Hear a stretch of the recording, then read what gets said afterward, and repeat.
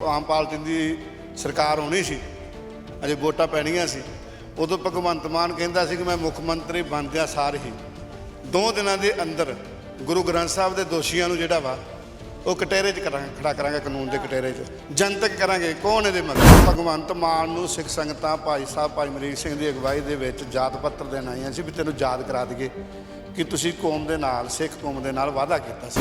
सरकारां दे चेहरे बदलते हैं, सिस्टम नहीं बदलता। सिस्टम वो चलता जिहड़ा बादल वेले सिस्टम सी, वो कैप्टन ने भी वो चलाया। जिहड़ा कैप्टन वेले सी वो चन्नी ने चलाया। चन्नी तो बाद हुण जिहड़ा भगवंत मान उस सिस्टम से चल रहा। जिन्हां ने अपने गुरु प्यारिਆਂ ਨੂੰ शहीद किया सी, भाई किशन भगवान सिंह जी, गुरजीत सिंह सरां गोलियां मार के, वो पुलिस मुलाजम भी हजे उस तरह फिरते। अजे भी भगवंत मान ने भी डुल्ले पैरों का कुछ नहीं बिगड़िया, अजे भी वेले नूं संभाल ले। नहीं तो जो हाल बादल का होया राजनीति दे विच, जो कैप्टन का होया, जो कांग्रेस का होया, वो हाल कोई नहीं। इलैक्शन तो फिर आ जाने। तो जो शांतमई तरीके के नाल भी भगवंत मान संगत नूं नहीं मिलना चाहता तो फिर वो बदकिस्मती भी आ। जे गुरु ग्रंथ साहब के दोषियों को जिहड़ा भी बचावेगा उसका असर पैड़ा ही होगा।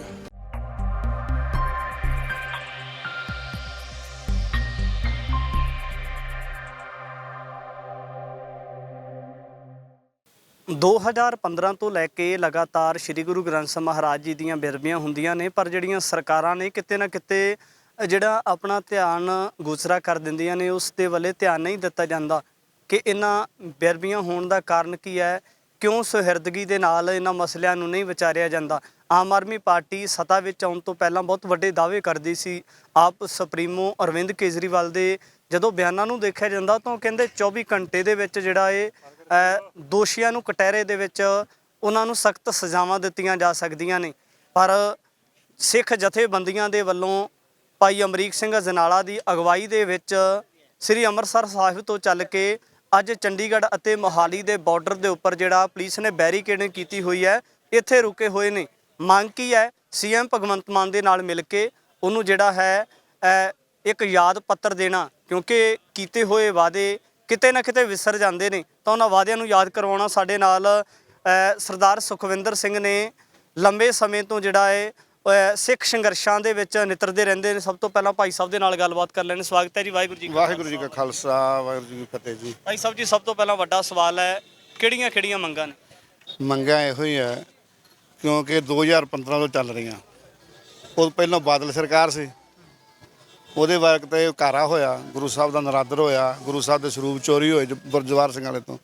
ਉਦੋਂ ਬਾਅਦ ਕੈਪਟਨ ਨੇ ਗੁਟਕੇ ਸਾਹਿਬ ਦੀ ਸਹੁੰ ਖਾਧੀ ਵੀ ਮੈਂ ਬੇਅਦਬੀ ਦੇ ਦੋਸ਼ੀਆਂ ਨੂੰ ਮੇਰੀ ਸਰਕਾਰ ਬੰਦੇ ਅੰਦਰ ਕਰੇਗੀ, ਜਨਤਕ ਕਰੇਗੀ ਕੌਣ, ਮੈਂ ਇਹਦੇ ਪਿੱਛੇ ਕੌਣ ਆ। ਤੇ ਹਜੇ ਤੱਕ ਉਹ ਮਸਲਾ ਹੱਲ ਨਹੀਂ ਹੋਇਆ। ਤੇ ਹੁਣ ਜਦੋਂ ਇਹ ਆਮ ਪਾਰਟੀ ਦੀ ਸਰਕਾਰ ਹੋਣੀ ਸੀ, ਅਜੇ ਵੋਟਾਂ ਪੈਣੀਆਂ ਸੀ, ਉਦੋਂ ਭਗਵੰਤ ਮਾਨ ਕਹਿੰਦਾ ਸੀ ਕਿ ਮੈਂ ਮੁੱਖ ਮੰਤਰੀ ਬਣਦਿਆਂ ਸਾਰ ਹੀ 2 ਦਿਨਾਂ ਦੇ ਅੰਦਰ ਗੁਰੂ ਗ੍ਰੰਥ ਸਾਹਿਬ ਦੇ ਦੋਸ਼ੀਆਂ ਨੂੰ ਜਿਹੜਾ ਵਾ ਉਹ ਕਟਹਿਰੇ 'ਚ ਖੜਾ ਕਰਾਂਗੇ, ਕਾਨੂੰਨ ਦੇ ਕਟਹਿਰੇ 'ਚ ਜਨਤਕ ਕਰਾਂਗੇ। ਕੌਣ ਇਹਦੇ ਮਗਰ, ਕਿੰਨਾਂ ਨੇ ਕਰਵਾਇਆ, ਕਿੰਨਾਂ ਦੇ ਇਸ਼ਾਰੇ 'ਤੇ ਹੋਇਆ, ਕਿੰਨਾਂ ਦੇ ਇਸ਼ਾਰੇ 'ਤੇ ਗੋਲੀ ਚੱਲੀ। ਗੁਰੂ ਸਾਹਿਬ ਦੇ ਸਰੂਪ ਚੋਰੀ ਹੋਏ ਗੁਰਜਵਾਰ ਸਿੰਘ ਵਾਲੇ ਤੋਂ, ਉਹ ਬਰਗਾੜੀ ਦੇ ਵਿੱਚ ਖਿਲਾਰੇ ਗਏ। ਪਰ ਉਹ ਸਰੂਪ ਜਿਹੜਾ ਗੁਰਜਵਾਰ ਸਿੰਘ ਵਾਲੇ ਤੋਂ ਚੋਰੀ ਹੋਇਆ ਸੀ, ਉਹ ਹਜੇ ਤੱਕ ਉਹਦੇ ਅੰਗ ਨਹੀਂ ਗਏ, ਉਹ ਜਿਹੜੇ ਬਰਗਾੜੀ ਦੇ ਵਿੱਚ ਖਿਲਾਰੇ ਗਏ। ਉਹ ਸਰੂਪ ਬਾਰੇ ਪਤਾ ਨਹੀਂ ਅਜੇ ਕਿੱਥੇ ਸਰੂਪ ਉਹ। ਤੇ ਦੂਸਰੇ ਉਹ ਜਿਹੜੇ ਦੂਜੇ ਸੀ ਪਖੰਡੀ ਰਾਮ ਰਹੀਮ ਕੇ, ਉਹਨਾਂ ਕਿਹਾ ਵੀ ਸਾਡੇ ਕਬਜ਼ੇ ਦੇ ਵਿੱਚ ਦਾ ਸਰੂਪ ਹੈ। ਹਜੇ ਤੱਕ ਉਹ ਕਬਜ਼ੇ 'ਚੋਂ ਨਾ ਤੇ ਬਾਦਲ ਸਰਕਾਰ ਨੇ ਲਿਆਂਦਾ ਬਾਹਰ, ਤੇ ਨਾ ਲਿਆਂਦਾ ਕੈਪਟਨ ਅਮਰਿੰਦਰ ਸਿੰਘ ਨੇ, ਕਾਂਗਰਸ ਸਰਕਾਰ ਨੇ। ਹੁਣ ਭਗਵੰਤ ਮਾਨ ਨੂੰ ਸਿੱਖ ਸੰਗਤਾਂ ਭਾਈ ਸਾਹਿਬ ਭਾਈ ਅਮਰੀਕ ਸਿੰਘ ਦੀ ਅਗਵਾਈ ਦੇ ਵਿੱਚ ਜਾਤ ਪੱਤਰ ਦੇਣ ਆਈਆਂ ਸੀ ਵੀ ਤੈਨੂੰ ਯਾਦ ਕਰਾ ਦਈਏ ਕਿ ਤੁਸੀਂ ਕੌਮ ਦੇ ਨਾਲ, ਸਿੱਖ ਕੌਮ ਦੇ ਨਾਲ ਵਾਅਦਾ ਕੀਤਾ ਸੀ। ਨਹੀਂ, ਯਾਦ ਤੇ ਆਮ ਚੀਜ਼ਾਂ ਕਰਵਾਈਆਂ ਜਾਂਦੀਆਂ ਨੇ, ਜਿਹੜੇ ਲੋਕਾਂ ਨੂੰ ਛੋਟੇ-ਮੋਟੇ ਲੋਕ ਲਭਾਊ ਵਾਅਦੇ ਕੀਤੇ ਜਾਂਦੇ ਉਹ ਯਾਦ ਕਰਵਾਏ ਜਾਂਦੇ, ਪਰ ਇਹ ਤੇ ਮਸਲਾ ਬਹੁਤ ਵੱਡਾ ਆ, ਗੁਰੂ ਗ੍ਰੰਥ ਸਾਹਿਬ ਦੀ ਬੇਅਦਬੀ ਦਾ ਮਸਲਾ ਹੈ। ਉਹ ਫਿਰ ਜਿਹੜੇ ਛੋਟੇ-ਮੋਟੇ ਹੁੰਦੇ ਉਹ ਇਸ ਤਰ੍ਹਾਂ ਨਹੀਂ ਨਾ ਹੁੰਦੇ ਯਾਦ। ਇਹ ਜਥੇਬੰਦੀਆਂ ਆਈਆਂ ਸ੍ਰੀ ਅਕਾਲ ਤਖਤ ਸਾਹਿਬ ਤੋਂ ਅਰਦਾਸ ਬੇਨਤੀ ਕਰਕੇ, ਹੁਕਮ ਲੈ ਕੇ ਗੁਰੂ ਸਾਹਿਬ ਤੋਂ ਚੱਲੀਆਂ ਸ਼ਾਂਤਮਈ ਤਰੀਕੇ ਦੇ ਨਾਲ। ਇਹਨੂੰ ਜਗਾਉਣਾ ਸੀ ਨਾ ਕਰਾਂ, ਠੀਕ ਨਾ, ਵੀ ਤੁਸੀਂ ਇਹ ਕਿਹਾ ਸੀ, ਇਸ ਜਨਤਾ ਦੇ ਨਾਲ ਵਾਅਦਾ ਕੀਤਾ ਆਮ ਪਾਰਟੀ ਨੇ, ਆਮ ਜਨਤਾ ਦੇ ਨਾਲ, ਸਿੱਖ ਸੰਗਤ ਦੇ ਨਾਲ, ਉਹਦੇ 'ਤੇ ਤੁਸੀਂ ਖਰੇ ਉਤਰੋ। ਗੁਰੂ ਗ੍ਰੰਥ ਸਾਹਿਬ ਦੇ ਜਿਹੜੇ ਸਰੂਪ ਚੋਰੀ ਹੋਏ ਆ, ਜਿਹੜੇ ਗੁਰੂ ਗ੍ਰੰਥ ਸਾਹਿਬ ਦੀ ਬੇਅਦਬੀ ਹੋਈ ਆ, ਜਿਹੜੇ ਦੋਸ਼ੀ ਆ, ਜਿਨ੍ਹਾਂ ਨੇ ਗੁਰੂ ਸਾਹਿਬ ਜੀ ਦਾ ਨਰਾਦਰ ਕੀਤਾ, ਜਿਨ੍ਹਾਂ ਨੇ ਕਰਾਇਆ ਉਹਨਾਂ ਨੂੰ ਜਨਤਕ ਕਰਕੇ ਸੰਗਤਾਂ ਦੇ ਕਟਹਿਰੇ ਦੇ ਵਿੱਚ ਖੜੇ ਕਰੋ। ਤੇ ਉਹ ਸਾਨੂੰ ਅੱਜ ਵੇਖ ਲਓ ਤੁਹਾਡੇ ਸਾਹਮਣੇ ਆ, ਪਹਿਲਾਂ ਤੋਂ ਪਿੱਛੇ ਰੋਕਿਆ ਗਿਆ, ਉਦੋਂ ਬਾਅਦ ਜਿੱਥੇ ਹੁਣ ਬੈਰੀਕੇਡ ਕਰਕੇ ਇੱਥੇ ਪਹਿਲਾਂ ਰੋਕਤਾ ਤੇ ਹੁਣ ਵੱਡੇ ਵੱਡੇ ਉਹ ਜਿਹੜੇ ਆ ਘੋੜੇ ਲਾਤੇ ਆ ਤੇ ਇਹ ਮਤਲਬ ਸਰਕਾਰਾਂ ਦੀਆਂ ਨੀਤੀਆਂ। ਮੈਂ ਤੇ ਇਹ ਕਹਾਂਗਾ ਵੀਰ ਜੀ, ਸਰਕਾਰਾਂ ਦੇ ਚਿਹਰੇ ਬਦਲਦੇ ਹਨ, ਸਿਸਟਮ ਨਹੀਂ ਬਦਲਦਾ। ਸਿਸਟਮ ਉਹ ਚੱਲਦਾ ਜਿਹੜਾ ਬਾਦਲ ਵੇਲੇ ਸਿਸਟਮ ਸੀ, ਉਹ ਕੈਪਟਨ ਨੇ ਵੀ ਉਹ ਚਲਾਇਆ। ਜਿਹੜਾ ਕੈਪਟਨ ਵੇਲੇ ਸੀ ਉਹ ਚੰਨੀ ਨੇ ਚੜਾਇਆ। ਚੰਨੀ ਤੋਂ ਬਾਅਦ ਹੁਣ ਇਹ ਜਿਹੜਾ ਵਾ ਭਗਵੰਤ ਮਾਨ ਉਸੇ ਸਿਸਟਮ 'ਤੇ ਚੱਲ ਰਿਹਾ। ਚਿਹਰਾ ਜ਼ਰੂਰ ਬਦਲ ਗਿਆ ਪਰ ਨਹੀਂ, ਸਿਸਟਮ ਨਹੀਂ ਬਦਲਿਆ। ਪ੍ਰਸ਼ਾਸਨ ਉਹ ਤਰ੍ਹਾਂ, ਉਹੋ ਹੀ ਨੀਤੀ ਪ੍ਰਸ਼ਾਸਨ ਦੀ ਆ। ਅਜੇ ਤੱਕ ਨਾ ਤੇ ਦੋਸ਼ੀ ਖੜੇ ਕੀਤੇ ਆ ਕਟਹਿਰੇ ਦੇ ਵਿੱਚ, ਤੇ ਨਾ 2 ਮਹੀਨੇ ਤੋਂ ਉੱਪਰ ਲੰਘੇ ਸਰਕਾਰ ਨੂੰ, ਤੇ ਨਾ ਹਜੇ ਤੱਕ ਜਿਨ੍ਹਾਂ ਨੇ ਆਪਣੇ ਗੁਰੂ ਪਿਆਰਿਆਂ ਨੂੰ ਸ਼ਹੀਦ ਕੀਤਾ ਸੀ, ਭਾਈ ਕਿਸ਼ਨ ਭਗਵਾਨ ਸਿੰਘ ਜੀ ਨੂੰ, ਗੁਰਜੀਤ ਸਿੰਘ ਸਰਾਂ ਨੂੰ ਗੋਲੀਆਂ ਮਾਰ ਕੇ, ਉਹ ਪੁਲਿਸ ਮੁਲਾਜ਼ਮ ਵੀ ਹਜੇ ਉਸੇ ਤਰ੍ਹਾਂ ਫਿਰਦੇ ਆ। ਕਿਸੇ ਪੁਲਿਸ ਮੁਲਾਜ਼ਮ ਨੂੰ ਅਜੇ ਤੱਕ ਗ੍ਰਿਫਤਾਰ ਨਹੀਂ ਕੀਤਾ। ਸੈਣੀ ਇਹਦੇ ਵਿੱਚ, ਉਦੋਂ ਸੈਣੀ ਡੀਜੀਪੀ ਸੀ, ਸੈਣੀ ਦੇ ਆਪਣੇ ਹੁਕਮ ਦੇ ਨਾਲ ਇਹ ਕੁਝ ਹੋਇਆ, ਸੈਣੀ ਨੂੰ ਨਹੀਂ ਅਜੇ ਕੁਝ ਹੋਇਆ। ਮਤਲਬ ਅਸੀਂ ਤਾਂ ਫਿਰ ਇਹ ਵੀ ਕਹਾਂਗੇ ਕਿ ਸਰਕਾਰਾਂ ਜਿਹੜੀਆਂ ਵਾ ਬਦਲ ਜਾਂਦੀਆਂ ਨੇ, ਚਿਹਰੇ ਬਦਲ ਜਾਂਦੇ ਹਨ, ਸਿਸਟਮ ਉਹ ਰਹਿੰਦਾ। ਤੁਸੀਂ ਕਹਿੰਦੇ ਹੋ ਜਿਹੜਾ ਹਾਲ ਬਾਦਲਾਂ ਵਾਲੇ ਉਹੀ ਹਾਲ ਕੈਪਟਨ ਵੇਲੇ, ਤੇ ਹੁਣ ਲੋਕਾਂ ਨੂੰ ਇੱਕ ਬਹੁਤ ਵੱਡੀ ਉਮੀਦ ਸੀ। ਲੋਕਾਂ ਨੇ ਫਤਵਾ ਦਿੱਤਾ ਸੀ ਭਗਵੰਤ ਮਾਨ ਨੂੰ ਕਿ ਸਧਾਰਨ ਘਰ ਦਾ ਮੁੰਡਾ, ਸਧਾਰਨ ਇੱਕ ਪੰਜਾਬ ਦਾ ਪੁੱਤ ਹੈ। ਤਾਂ ਜਿਹੜੇ ਅੱਜ ਹਾਲਾਤ ਬਣੇ ਹੋਏ ਨੇ, ਸਿੱਖ ਜਥੇਬੰਦੀਆਂ, ਨਿਹੰਗ ਸਿੰਘ ਫੌਜਾਂ ਜਿਹੜੀਆਂ ਸੜਕਾਂ ਦੇ ਉੱਪਰ ਗਰਮੀ ਦੇ ਵਿੱਚ ਬੈਠੀਆਂ ਹੋਈਆਂ ਨੇ, ਫਿਰ ਕੀ ਤਗਾਜ਼ਾ ਲਾਇਆ ਜਾ ਸਕੇ? 47-48 ਡਿਗਰੀ ਦਾ ਤਾਪਮਾਨ ਵਾ, ਹੈ ਨਾ। ਤੇ ਜੋ ਸਿਸਟਮ ਜਦੋਂ ਬਾਦਲ ਗਿਆ ਨੇ ਇਸ ਰੂਪ ਰੇਖਾ ਨੂੰ ਵਿਗਾੜਿਆ, ਗੁਰੂ ਸਾਹਿਬ ਦੀ ਬੇਅਦਬੀ ਤੇ ਰਾਜਨੀਤੀ ਕੀਤੀ, ਕਰਵਾਈ, ਉਦੋਂ ਬਾਅਦ 'ਚ ਲੋਕਾਂ ਨੇ ਕਾਂਗਰਸ ਸਰਕਾਰ ਨੂੰ, ਜਦੋਂ ਕੈਪਟਨ ਨੇ ਗੁਟਕਾ ਸਾਹਿਬ ਫੜ ਕੇ ਸਹੁੰ ਖਾਧੀ ਵੀ ਮੈਂ ਤਾਂ ਨਾਲੇ ਨਸ਼ਾ ਮੁਕਤ ਕਰਾਂਗਾ ਤੇ ਨਾਲੇ ਗੁਰੂ ਗ੍ਰੰਥ ਸਾਹਿਬ ਦੇ ਦੋਸ਼ੀਆਂ ਨੂੰ ਕਟਹਿਰੇ 'ਚ ਲਿਆਵਾਂਗਾ, ਲੋਕਾਂ ਨੇ ਇਹ ਸੋਚਿਆ। ਸਿੱਖ ਸੰਗਤ ਨੇ ਮਤਲਬ ਜਿੰਨੇ ਨਾ ਚਾਹੁੰਦੇ ਹੋਏ ਵੀ ਕਾਂਗਰਸ ਨੂੰ ਵੋਟ ਪਾਈ ਵੀ ਸ਼ਾਇਦ ਸਾਨੂੰ ਇਨਸਾਫ ਮਿਲ ਜੇ, ਨਹੀਂ ਮਿਲਿਆ। ਹੁਣ ਆਮ ਪਾਰਟੀ ਤੋਂ ਆਮ ਜਨਤਾ ਨੂੰ ਤੇ ਸਿੱਖ ਸੰਗਤ ਨੂੰ ਉਮੀਦ ਹੈਗੀ ਸੀ ਕਿ ਇਹ ਕੰਮ ਚੰਗੇ ਕਰਨਗੇ ਤੇ ਜਿਹੜੇ ਗੁਰੂ ਗ੍ਰੰਥ ਸਾਹਿਬ ਦੇ ਦੋਸ਼ੀ ਹਨ ਉਹਨਾਂ ਨੂੰ ਕਟਹਿਰੇ 'ਚ ਲਿਆਣ ਕੇ ਕਰਨਗੇ। ਤੇ ਨਾਲ ਇਹਨੇ ਕਿਹਾ ਸੀ ਮੈਂ ਨੰਗੇ ਕਰਾਂਗਾ, ਜਨਤਕ ਕਰਾਂਗਾ, ਜਿਨ੍ਹਾਂ ਨੇ ਕਰਵਾਇਆ ਵਾ। ਤੇ ਉਹ ਸਗੋਂ ਜਨਤਾ ਨੂੰ, ਸਿੱਖ ਸੰਗਤਾਂ ਨੂੰ ਰੋਕ ਕੇ ਬੈਠੇ ਹਨ। ਤੇ ਫਿਰ ਆਸ ਕਿਹਦੇ ਕਰੀਏ?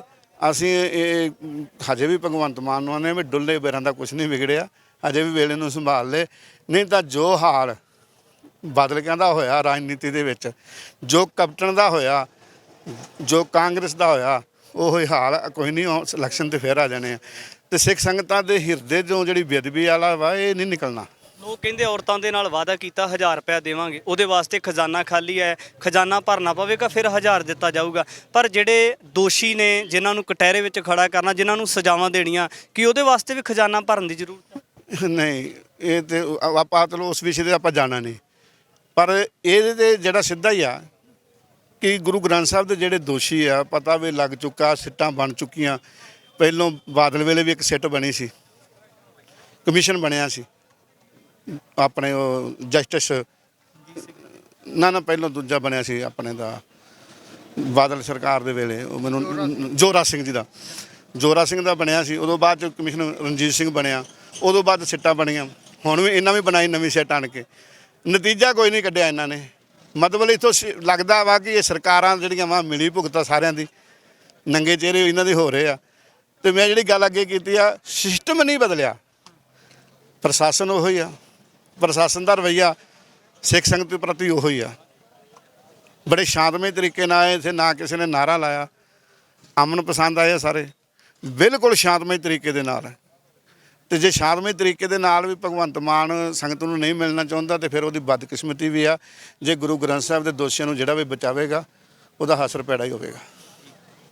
ਵਾਹਿਗੁਰੂ ਜੀ ਕਾ ਖਾਲਸਾ, ਵਾਹਿਗੁਰੂ ਜੀ ਕੀ ਫਤਿਹ। ਤਾਂ ਇੱਧਰ ਤੁਸੀਂ ਲਾਈਵ ਤਸਵੀਰਾਂ ਦੇ ਵਿੱਚ ਦੇਖ ਸਕਦੇ ਹੋ ਕਿ ਸਿੱਖ ਜਥੇਬੰਦੀਆਂ ਦੇ ਵੱਲੋਂ ਰੋਸ ਪ੍ਰਦਰਸ਼ਨ ਦੇ ਵਜੋਂ, ਕਿਉਂਕਿ ਸੀਐਮ ਭਗਵੰਤ ਮਾਨ ਦੇ ਵੱਲੋਂ ਸਿੱਖ ਜਥੇਬੰਦੀਆਂ ਨੂੰ ਨਾ ਮਿਲਣਾ, ਜਿਹੜੇ ਲੰਮਾ ਪੰਧ ਤੈਅ ਕਰਕੇ ਆਏ ਨੇ, ਉਹਨਾਂ ਲੋਕਾਂ ਦੇ ਨਾਲ ਮੇਲ ਮਿਲਾਪ ਨਾ ਕਰਕੇ, ਤਾਂ ਕਿਤੇ ਨਾ ਕਿਤੇ ਜਿਹੜਾ ਉਹਨਾਂ ਦੇ ਰੋਸ ਦਾ ਸ਼ਿਕਾਰ ਹੋਇਆ ਜਾ ਰਿਹਾ। ਤਾਂ ਗਰਮੀ ਜਿੱਥੇ ਇੰਨੀ ਜ਼ਿਆਦਾ ਹੈ, ਜਿੱਥੇ ਸੂਰਜ ਦਾ ਤਾਪਮਾਨ ਬਹੁਤ ਵਧਿਆ ਹੋਇਆ, ਤਾਂ ਉਧਰ ਤੁਸੀਂ ਇੱਧਰ ਲਾਈਵ ਤਸਵੀਰਾਂ ਦੇ ਵਿੱਚ ਦੇਖ ਸਕਦੇ ਹੋ ਕਿ ਬੈਰੀਕੇਡਿੰਗ ਕਰਕੇ ਦੋਨੋਂ ਪਾਸਿਆਂ ਤੋਂ ਰੋਡ ਜਾਮ ਕਰਕੇ ਸੜਕ ਦੇ ਉੱਪਰ ਜਿਹੜਾ ਆਸਨ ਲਗਾ ਲਏ ਗਏ ਨੇ। ਤਾਂ ਇੱਧਰ ਕਿਤੇ ਨਾ ਕਿਤੇ ਮੀਟਿੰਗਾਂ ਵੀ ਹੁੰਦੀਆਂ ਨਜ਼ਰ ਆ ਰਹੀਆਂ ਨੇ, ਪਰ ਇਹ ਮੀਟਿੰਗਾਂ ਤੋੜ ਚੜ੍ਹਦੀਆਂ ਜਾਂ ਨਹੀਂ, ਇਹ ਤੁਹਾਨੂੰ ਪਲ ਪਲ ਦੀ ਜਿਹੜੀ ਅਪਡੇਟ ਹੈ ਇਹ ਅਸੀਂ ਦਿਖਾਉਂਦੇ ਰਵਾਂਗੇ। ਧੰਨਵਾਦ।